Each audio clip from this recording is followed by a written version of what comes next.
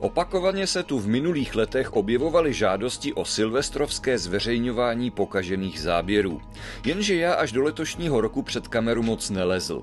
To se nahráváním letních speciálů změnilo a vzhledem k množství vytočeného materiálu vznikly i pokažené záběry a je jich naopak až moc. Tak tady jsou. Jesu se mi tu.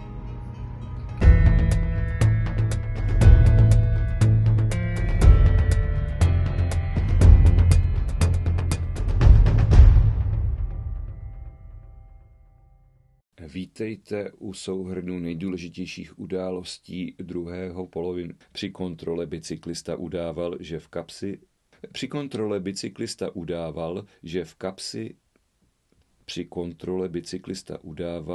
že v batohu veze uhlí.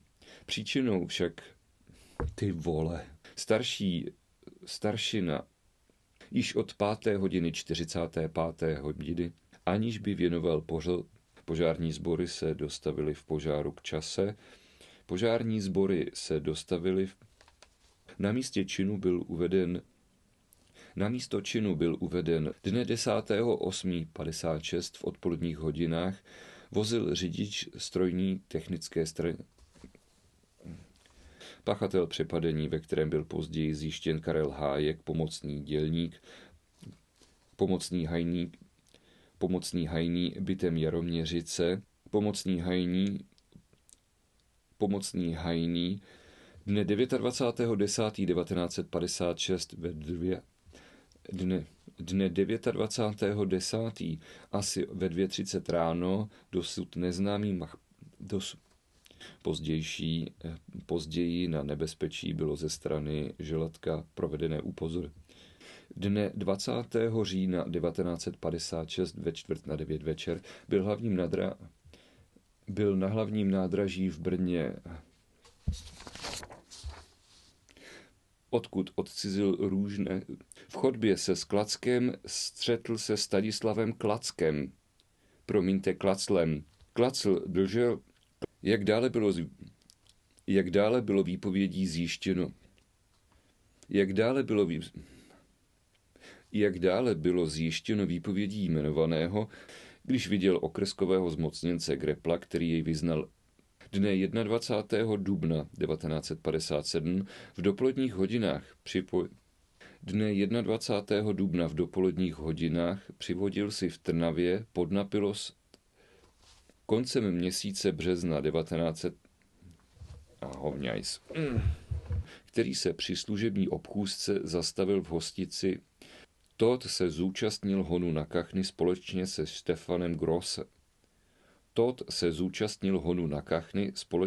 se Štefanem Grofem Hajným ze státního úseku a Todt byl broky zasažen do hlavy a na místě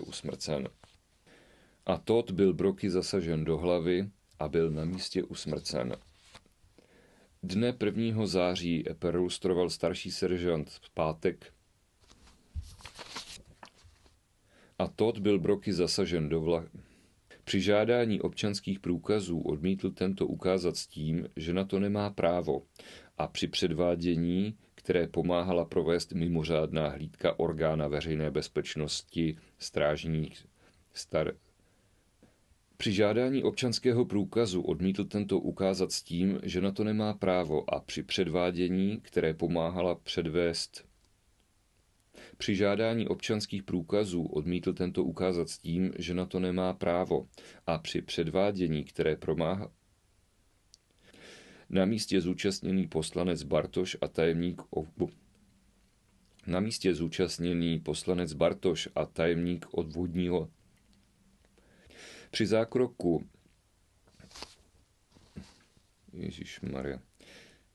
Dne 28. října uspořádala v obci Hradiště okres Poltár místní sdružení sboru Chovanec Koller bude že iniciátoři tohoto jednání Chovanec Koller bude převeden do že iniciátoři tohoto jednání Chovanec Koller Za této situace v Tlačenici, která v té době kolem staršiny Wolform, za této situace a v Tlačenici, která se v době, za této situace a v Tlačenici, která se v této době kolem staršiny Formánka, v Tlačenici Jaroslav Červený, služebně zařaděný poručík Bednář byl jeho řidič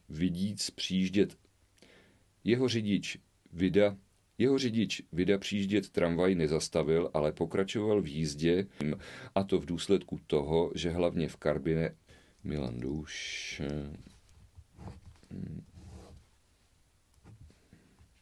ani společné úsilí orgánů nemělo kladného výsledku, a tak staršina Hověcký požádal výpravčího vlaku v železniční stanici, aby k uklidnění Ani společné úsilí orgánů nemělo kladného výsledku, a tak staršina Hověcký požádal výpravčího vlaku v železniční stanici, aby k uklidnění cestujících použil staniční rozhlas, což však neprovedl a iba se dále přizíral.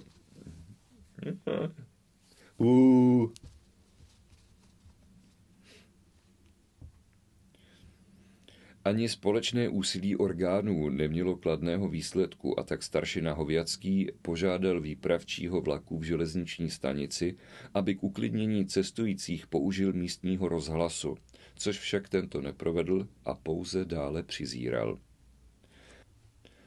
Do prdele. Ani společné úsilí orgánů nemělo kladného výsledku, a tak staršina Hověcký požádal výpravčího vlaku v železniční stanici, aby k uklidnění cestujících použil staničního rozhlasu, což však tento neprovedl, pouze se dále přizíral. Ty vole. Ostatní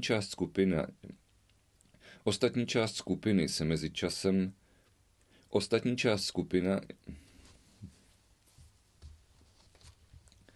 Tlupa, která přišla vyzbrojená k okrsku, když tam se nacházející jí nebyli vydaní, počala násilím vnikat do místnosti okrsku, přičemž sekerou částečně rozbila místnosti. Dne 11. března zjištila,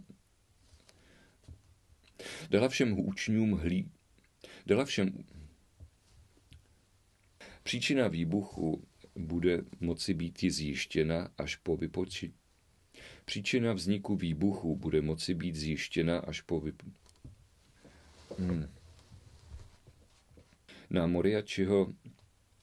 Na Mohačiho byla uvalena vazba okresním prokurátorem Komárno pro trestní činnost K výstřelu však nedošlo, jelikož všechny náboje byly seržantu Šťastným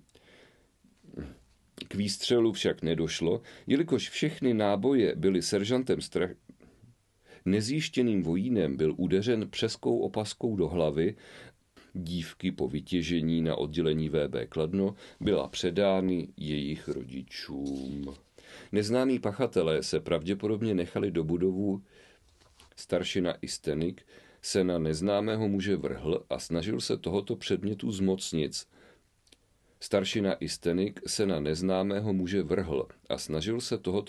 zmocnit.